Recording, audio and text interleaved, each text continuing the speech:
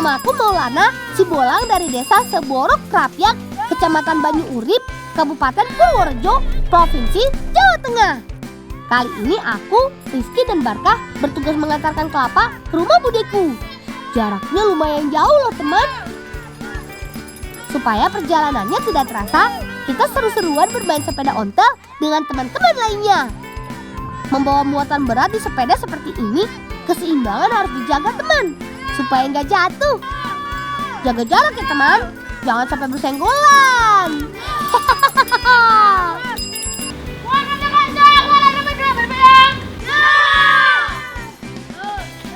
Saatnya berpisah dengan teman-teman yang lain. Ayo Rizky, Barkah, ikuti aku. Aduh, Barkah, jaga jarak dong. Keranjangmu menyenggol keranjangku nih. Wah. Tuh kan. Tolong, koncoku tiba. Barkah, bolong. Sebelah turun.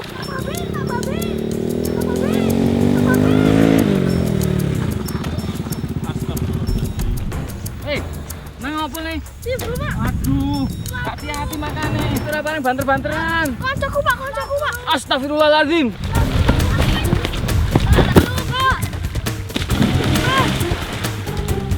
Wah. Pelan, Le, pelan. Nah.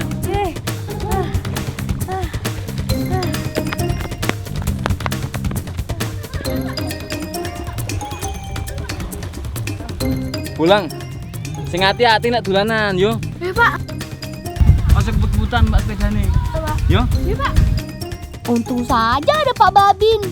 Terima kasih ya, Pak.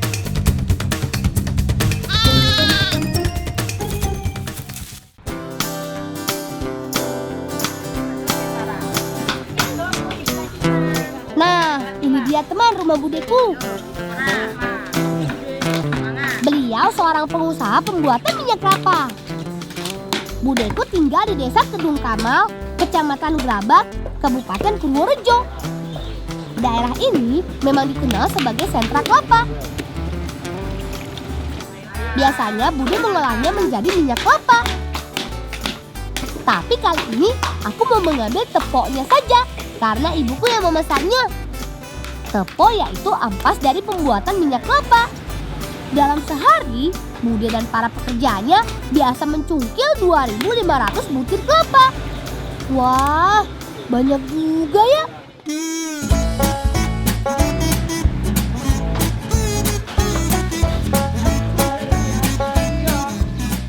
Dilebok iku ya lang, sitik-sitik nek dadi kok. Iya, Mbak. Oh iya teman, daging kelapa yang sudah dicungkil harus direndam selama 1 malam. Kata Bude, perendaman berfungsi melunakkan daging kelapa, juga memperbanyak kandungan santan ketika diperas nanti. Untung saja kakak sudah merendam daging kelapa kemarin. Jadi bisa langsung diolah nih. Lang, wis rampung lang. Digorone diparut ya. Iya, Mbak.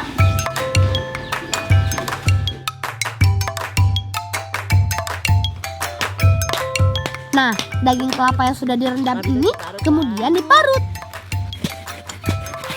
Ayo semangat teman-teman memarutnya. Untuk menghasilkan santan lebih banyak, pastikan arah parutan bergerak memotong serat kelapanya teman. Parutane dilebokke cething lang, Didek. Nggih, Bu. Parutan kelapa harus segera diolah sesaat setelah diparut. Ini untuk menghindari bau apek yang muncul akibat reaksi dari udara sekitar. Aku harus bergegas membawa hasil parutannya. Nah, ini tahapan selanjutnya teman. Hasil parutan kita peras untuk diambil santannya. Memeras parutan kelapa dilakukan dengan cara menginjak-injak. Eits, yang pasti kaki kita harus dicuci bersih ya. Parutan diinjak-injak kurang lebih setengah jam teman. Dengan menginjak-injak, tenaga yang dihasilkan akan lebih besar daripada memeras dengan tangan. Secara berkala, keranjang disiram dengan air hangat. sehingga parutan akan kembali basah dan terus mengeluarkan santan. Air santan akan mengalir melalui bambu dan ditampung di bak penampungan di dekat tungku.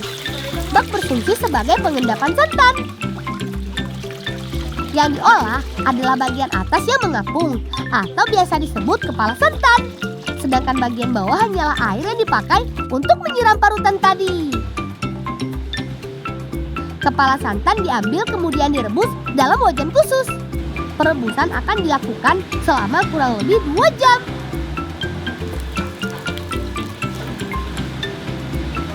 Tanda bahwa minyak telah keluar dapat kita amati pada permukaan bahan. Jika sudah mulai menggumpal, berarti minyak kelapa telah terpisah dari ampasnya. Oh iya teman, kita harus hati-hati melakukan pemindahan ini. Sebab minyak yang kita pindahkan sangat panas. Ketika masih di bak pengepresan, minyak telah mengalir di penampungan. Tetapi ini hanya minyak yang terpisah dari ampasnya. Oleh karena itu kita harus memeras ampasnya lagi. Pada ampas inilah terdapat minyak dalam jumlah yang banyak. Pengepresan akan dilakukan 2 kali sampai ampas benar-benar tidak mengandung minyak lagi. Ampas inilah yang disebut tepo teman. Per kilogramnya harganya Rp40.000. Oh, ini tuh tadinya tuh. Nah, iya. Dari potong ya. Hilang tepone dadi. Kau paling nggo budemu, nyake nggo Pak Limu. Oh, nggih Bude, matur nuwun. Saatnya mengolah tepo menjadi panganan lezat berselera. Pertama-tama, potong terlebih dahulu teponya ya teman. Eits, sampai lupa. Siapkan bumbu-bumbunya. Seperti bawang putih, bawang merah, ketumbar, kemiri, jahe. Soal bumbu, serahkan saja ke Bu Desri. Beliau jagonya. Hati-hati ring irisi ya. Lah iki bumbune wis dadi, nyak tinggal dibacem. Oh, nggih Bude. Tahapan selanjutnya, kita serahkan ke Mbak Indah. Karena kalau kita yang masak, bisa-bisa jadi gosong deh.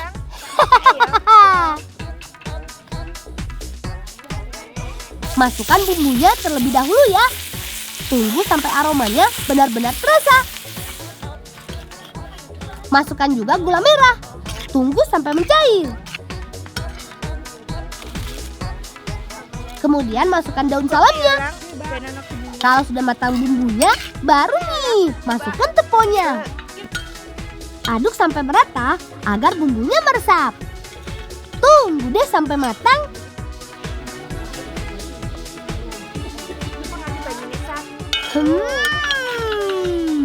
Aromanya sedap sekali. Gak sabar untuk segera menyantapnya.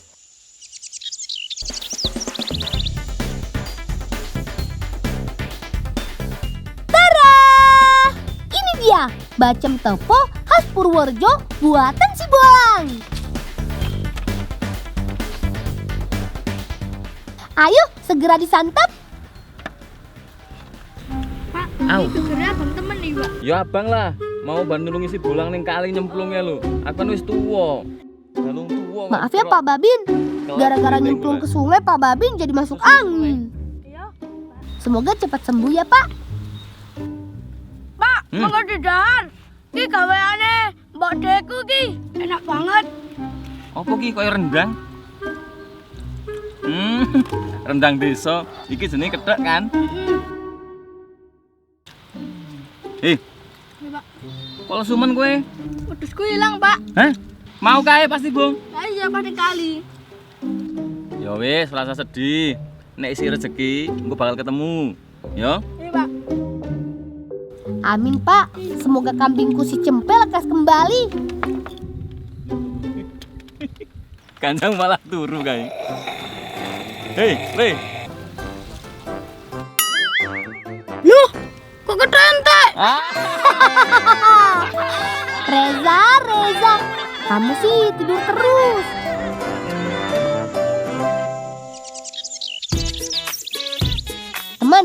Kali ini kami akan membuat kitiran dari janur.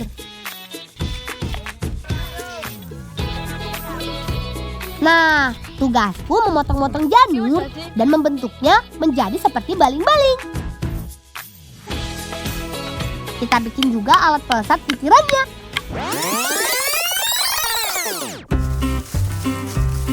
Untuk bisa mengambil janur yang masih muda, kita harus memanjat pohon yang paling ujung. Oh iya teman, kami mengambil janur untuk dimanfaatkan sebagai pembungkus makanan. Tapi nanti aku mau minta sedikit janurnya untuk dibuat mainan. Nah, sebentar lagi jadi nih teman.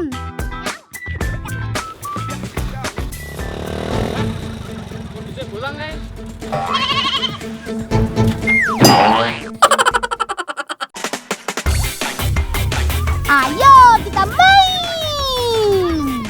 Bebas. Aku dan teman-teman biasanya memainkan kitiran di sawah di dekat rumah. Asiknya dimainkan sore hari ketika angin tidak bertiup kencang. Ayo tembakkan lagi kitiranmu ke udara. Walaupun mainan kami sederhana, tapi seru kan?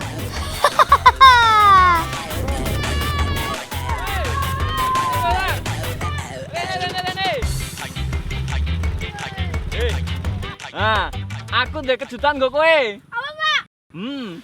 Loh. Wadasku. Wadasmu. Bali kan? Enggak. Nah, rezeki mesti bali.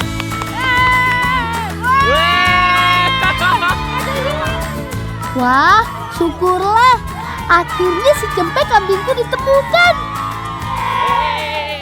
Mulane nek dolanan sepeda ora pareng banter-banteran, yo. Aku kecepulung kali maneh. Aku dosa ilang maneh. Terima kasih Pak Babin.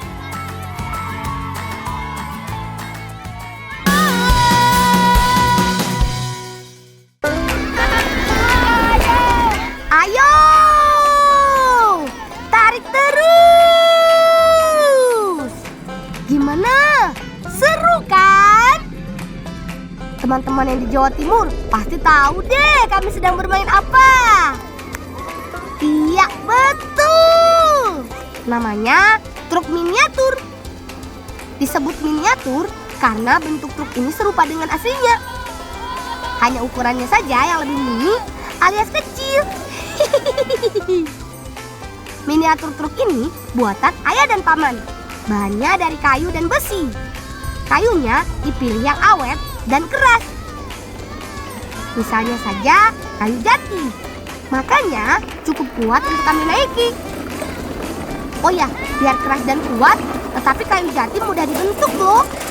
Harga satu truk miniatur bermacam-macam. Mulai dari 800.000 sampai jutaan rupiah. Semakin rumit dan mirip dengan aslinya, semakin mahal pula harganya.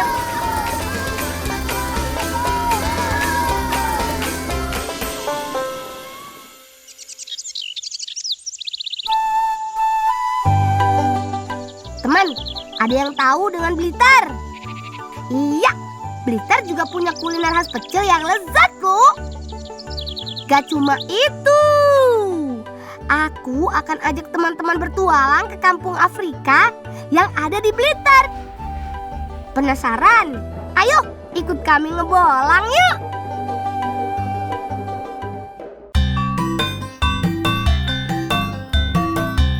Go West terus. Ayo, siapa yang suka bersepeda? Alat transportasi yang sudah ada dari zaman dahulu ini mulai ramai lagi akhir-akhir ini. Kalau kami sih sudah setiap hari memakainya. Untuk ke sekolah, membawa barang, atau bermain. Sepeda-sepeda ini umurnya lebih tua dari kami loh. Selain menyehatkan, bersepeda juga mempercepat perjalanan kami.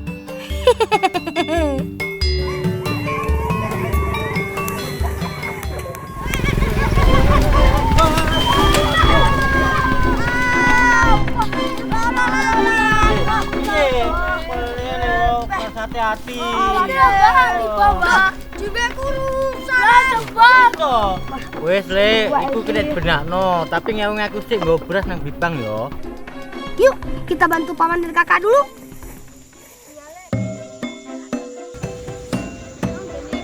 Nah, ini Budeku Nursanti, pemilik tempat pembuatan jimbe atau kendang kayu.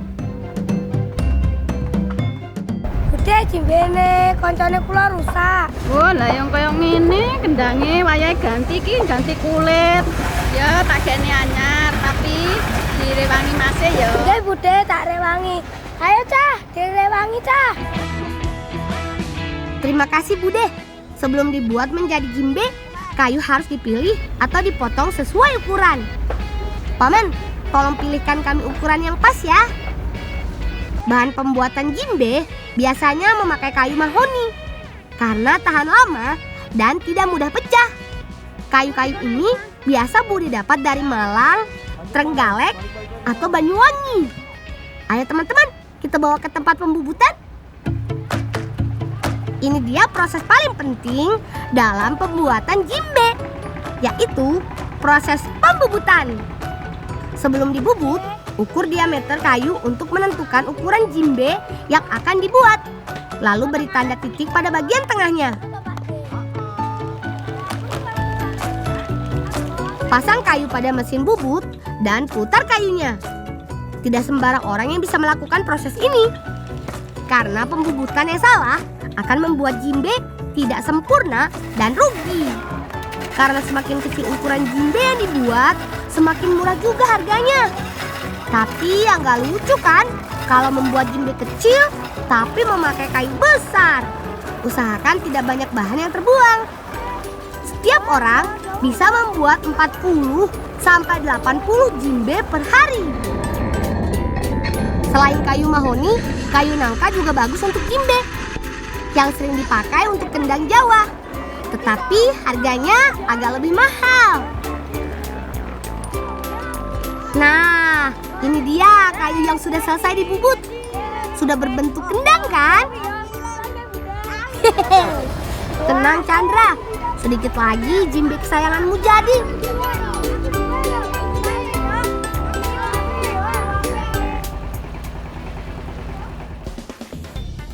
Amplas jimbe yang sudah dibubut supaya permukaan halus. Untuk pori-pori atau lubang yang besar, tambahkan dempul supaya permukaan mulus dan halus. Yuk, kita bantu paman dan kakak biar cepat selesai. Amplas semua sisinya, jangan sampai ada yang terlewat ya teman-teman. Jimbe yang sudah diamplas harus dijemur selama sehari agar pelitur atau cat tidak mudah mengelupas. Yuk kita bawa jimbe yang sudah kering. Di sini jimbe yang sudah kering diberi pelitur atau cat dasar. Sebelum dicat, amplas lagi untuk memastikan permukaan benar-benar halus. Untuk pemilihan warna bisa sesuai pesanan pembeli. Tuh, cepat kan mengecatnya? Tidak sampai 2 menit sudah berubah warna. Kecepatan memang diperlukan untuk pembuatan kendang yang berjumlah banyak. Supaya lebih menarik, beri motif atau hiasan pada bagian luarnya. Bisa memakai cat atau dipahat. Berbagai macam ukuran jimbe dibuat di sini. Mulai dari ukuran 15 cm sampai 75 cm. Mulai dari harga Rp15.000 sampai jutaan rupiah loh. Harga tergantung dari ukuran, tingkat kerumitan pembuatan, dan bahan kayu yang digunakan. Hehehe, lengkap kan? Terakhir, pemasangan tali dan kulit. Biasanya pekerjaan ini dilakukan oleh laki-laki karena memerlukan tenaga yang kuat. Hehehe. Kulit kendang yang dipasang kencang akan menghasilkan suara nyaring.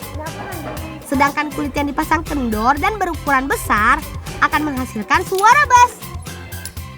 Ada sekitar 20 orang yang membantu Bude Nursanti membuat jimbe setiap hari. Pemasangan tali selain untuk mengencangkan kulit, juga agar jimbe lebih mudah digendong.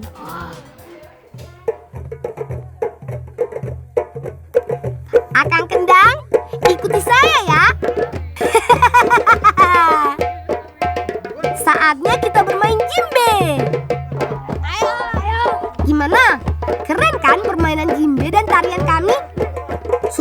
Afrika belum? Karena banyaknya pembuat jimbe di kampung ini, dibuatlah lokasi bernama Kampung Afrika. Jadi teman-teman kalau main ke sini bisa sekalian mampir ya. Oh ya teman, selain dijual di lokal, jimbe buatan Bude paling banyak dijual ke luar negeri. Ke Bahamas, Italia, dan yang paling banyak ke Cina. Tuh kan, kita harus bangga memakai produk buatan dalam negeri.